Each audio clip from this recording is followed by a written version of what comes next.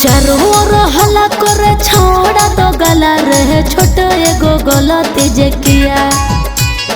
चारों ओर हल्ला करे छोड़ा तो गला रहे छोट एगो गलती जे किया।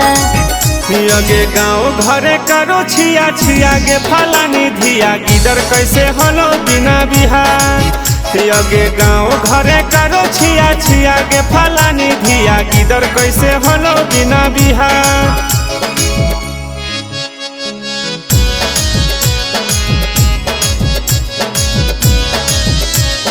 गिदर कैसे हलो बिना बिहार।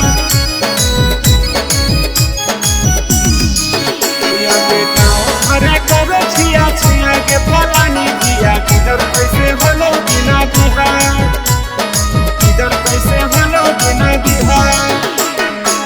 ढेर दिन से लिए दिए छेलो रे पता ना छोड़ा कैसे रही गेलो रे।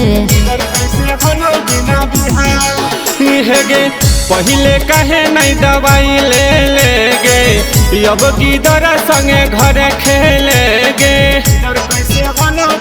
रहो हले हरदम चढ़ल छौड़ा रे कहो हले बनाबो तोर पिया।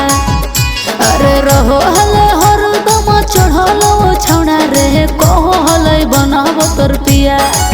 यगे गाँव घरे करो छिया छिया गे फलानी धिया गिदर कैसे हलो बिना बिहार। यगे गाँव घरे करो छिया छिया गे फलानी धिया गिदर कैसे हलो बिना बिहार।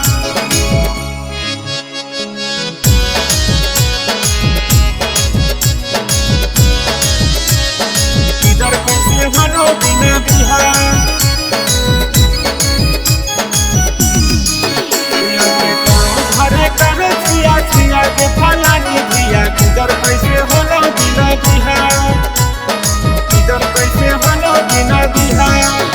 हेरे हमारो मन हलै पूरा गद गद रे तोहरा काहे छौड़ा हो दर्द रे।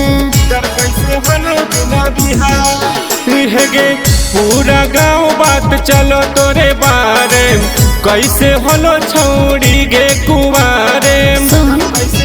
हेरे भाई जी निरंजन सुने हमारो बतिया रे तोर काहे फटो हो छतिया। हेरे भाई जी निरंजन सुने हमारो बतिया रे तोर काहे फटो हो छतिया।